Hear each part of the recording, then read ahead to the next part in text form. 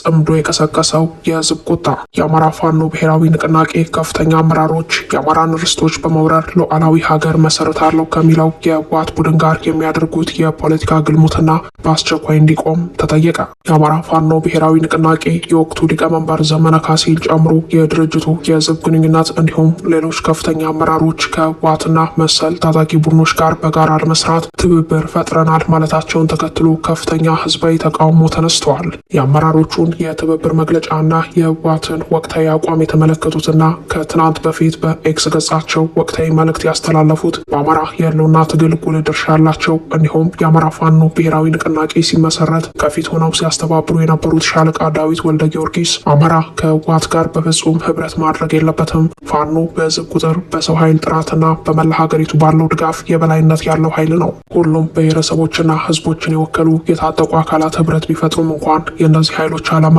ፋኖ ይዞት ከተነሳው የህልውና ጥያቄ ጋር የሚገናኝ ባለመሆኑ ፋኖ የያዘውን መንገድ መቀጠል አለበት፣ አከራካሪ ከሆኑ ህብረቶችም መቆጠብ አለበት ሲሉ አሳስበው ነበር። ይህንን ተከትሎ የድርጅቱ ቀጠናዊ ትስስር ኃላፊና በወሎ ቀጠና የሚንቀሳቀሰው የአፋብን አጼ ምኒልክ ዕዝ አመራር የሆነው ፋኖ አበበ ፈንታው ተቃውሞ ያቀረበ ሲሆን አፋብን ከህወሓት ታጣቂ ኃይሎች ጋር መስራቱን በአዎንታዊ ተቀብሎታል። በአሁኑ ወቅት አከራካሪ ሆነው ለአማራ ህዝብ መብትና ጥቅም መከበር የትጥቅ ትግል ጀምሮ የአፋብን አመራሮች የአማራ ህዝብ ዘላለማዊ ጠላት ከሆኑ ድርጅቶች ጋር ጥምረት መፍጠር የፋኖ ኃይሎችንም በተለያየ ጎራ እንዲሰለፉ አድርጓል። የአፋብን ጎንደር ጠቅላይ ግዛት በላይ እዝ አስቀድሞ በጉባኤ ድርኳዜ ከህወሓት ጋር ፈጽሞ እንደማይገናኝ አቋሙን ያሳወቀ ሲሆን ከዚህ በተጨማሪም እነዚህ ከህወሓት ጋር ግንኙነት አላቸው የተባሉ አመራሮች የወከሉት ሰራዊትም በየአቅጣጫው ይህንን ያልተፈለገና በግልጽ ያልታወቀ ግንኙነት እየተቃወሙት ይገኛሉ። በሌላ በኩል የአፋብን ጎንደር ጠቅላይ ግዛት እዝ ከፍተኛ አመራር ኮማንዶ ያለው አዱኛ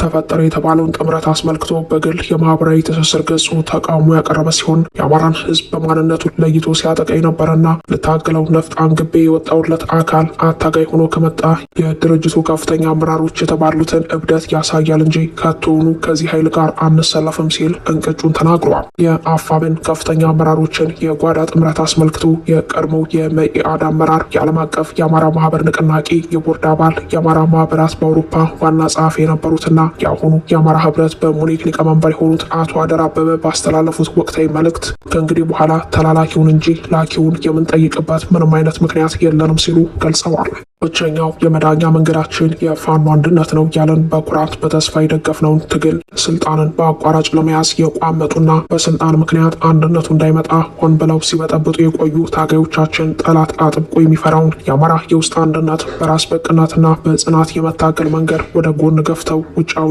አንድነትንና ተለጣፊነትን ምርጫቸው በማድረጋቸው ፍትሐዊ የአማራ ህዝብ የህልውና ትግል ዛሬ የሚገኝበት መጥፎ ቅርቃር ወይም አጣብቂኝ ውስጥ እንዲገባ ሆኗል የሚሉት አቶ አደራ አበበ በተለይም የጽምዶ ታክቲካልና ስትራቴጂካል ግብ ለህዝቡ ቀርቶ ለአፋብን ሰራዊት ግልጽ ባልተደረገበት ሁኔታ ምንም አይነት ህዝባዊ ውይይት ሳይካሄድ የድርጅቱ ፍኖተ መርህ ይፋ ሳይደረግ የህዝብን ጥያቄ የጥቂት ግለሰቦች ጉዳይ አድርገው የተከበረውንና የሚታወቀውን የአማራ ህዝብ ጥያቄ የሚስተር ኪስ ጉዳይ እንዲሆን ወስነው የህዝብን አስተያየት ስጋትና ማስጠንቀቂያ ችላ በማለት የቁልቁላት መንገድን መርጠዋልና ከዚህ በኋላ የአማራ ህዝብ ተላላኪውን እንጂ ላኪውን የሚጠይቅበት ምክንያት የለውም ሲሉ አሳስበዋል። እነዚህን ኃይሎች የመታገያ መንገድ የጠቆሙት የአማራ ማህበር በሙኒክ ኃላፊው አቶ አደራ ከበደ የውስጥ አንድነታችን አደጋ ላይ የጣሉ ጥቂት ተላላኪዎች ላይ ብርቱ ትግል በማድረግ ሲቻል ወደ ቀልባቸው እንዲመለሱ ማድረግ ካሊያም አደጋውን ለመቀልበስ የሚያስችል የተናበበና ስርዓት ያለው የውስጥ ትግል በማድረግ የፋኖን ራስ በቅ የህልውና ትግል ወደ ቦታው መመለስና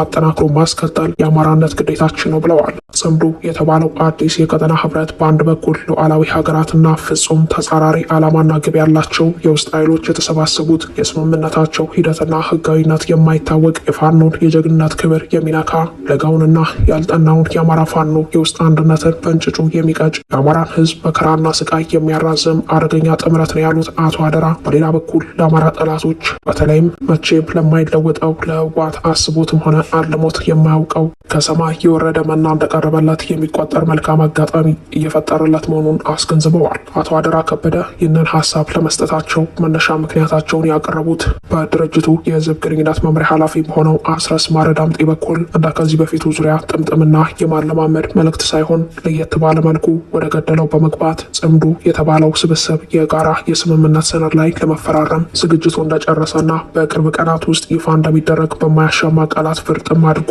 ነግሮናል በማለት ነው። የሚገርመው ደግሞ ይላሉ አቶ አደራ የስምምነቱ ሰነድ ይፋ ሳይሆን የጥምረት መዋቅር የስልጣንና ኃላፊነት ክፍፍል አስመልክቶ የሰማንበት ሁኔታ ከመሪዎቻችን ሳይሆን ከማህበራዊ ድረገጽ መሆኑ ነው። ይህ ደግሞ በአፋብን የመስረታ ሰነድ መሰረት እንዲህ አይነት ጥምረቶች ህጋዊ የሚሆኑበት የራሱ የሆነ አሰራርና አካሄድ እንዳለ በቅደም ተደንግጎ እንደተቀመጠ የሚታወቅ ነው። በፖሊት ቢሮ በማዕከላዊ ኮሚቴው ተዋረዱን ጠብቆ የሚወሰንና በመጨረሻም በጠቅላላ የአፋብን ጉባኤ 2/3 ድምጽ የሚጸድቅና ህጋዊነቱ የሚረጋገጥበት አካሄድ እንዳለ ይታወቃል። ከዚህ አንጻር በተወሰኑ አመራር ፍቃድና ፍላጎት ብቻ ይፋ የሚሆነው ይህ ጽምዶ ህጋዊነትና ተቀባይነት ብሎም ተፈጻሚነት ሊኖረው የሚችልበት አግባብ እጅግ በጣም አጠራጣሪ ስለሚሆን በዚህ መዘዝ በአፋብን ውስጥ ሊፈጠር የሚችለው ቀውስና የሚያስከትለው ውጤት ድርጅቱን ከሁለት የመሰንጠቅና አልፎ ተርፎም የእርስ በርስ ጦርነትም ሊያደርስ የሚችል ስለሚሆን የችግሩን አሳሳቢነት ከግንዛቤያችን አስገብተን አዎንታዊ አስተዋጽኦ ማድረግ ለነገ የማይባል ተግባር ነው ብለዋል።